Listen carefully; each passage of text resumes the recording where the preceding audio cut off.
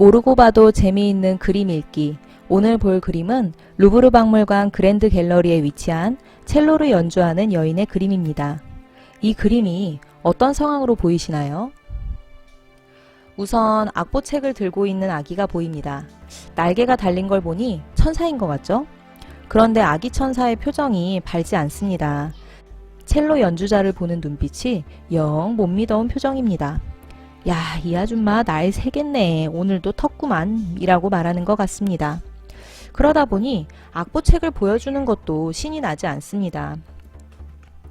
표정도 별로고 팔은 힘없이 축 처져 있고요. 악보책도 적극적으로 보여준다기보다는 그냥 마지못해 들고 있는 상태라 머리 위에 대충 얹어져 있는 정도입니다. 연주자의 표정을 보니 아기 천사의 심정도 좀 이해가 가죠? 일단 악보책은 쳐다도 안 보고 있네요. 그렇다고 음악에 심취해 있는 것도 딱히 아닌 것 같습니다. 거친 생각과 불안한 눈빛으로 허공을 헤매는 것 같은 표정입니다.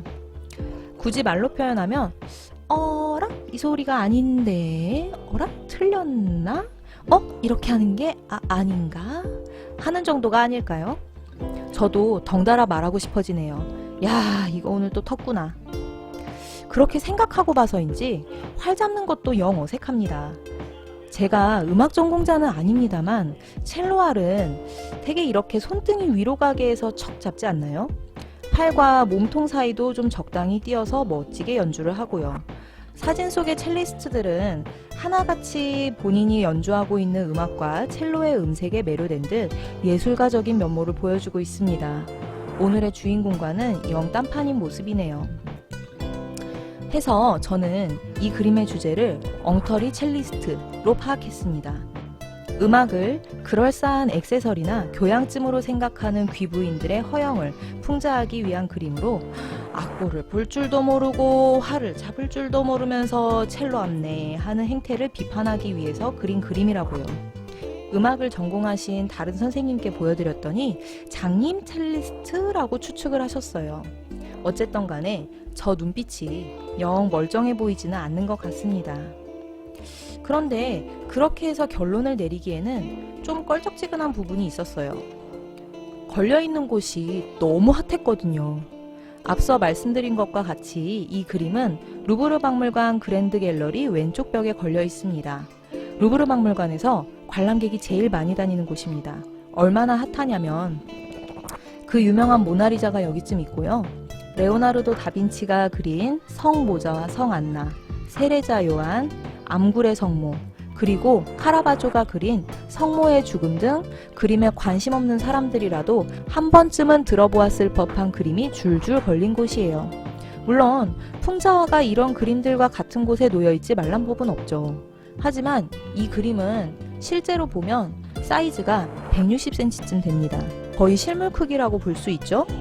그런데 단지 어리석은 귀부인의 허영을 풍자하기 위해서 실물 크기의 대작을 만들었다? 얼른 상상이 잘 안 되죠. 의심하면서 보기 시작하니 비로소 아까는 안 보이던 후광이 보이기 시작합니다. 후광이 있는 걸 보니 이분이 생각보다 중요한 분이신 것 같아요. 천사나 성녀나 뭐 그런 분이시겠죠? 해서 새삼스럽게 이미지 검색을 해보았습니다. 요즘 이미지 검색 잘 돼 있네요.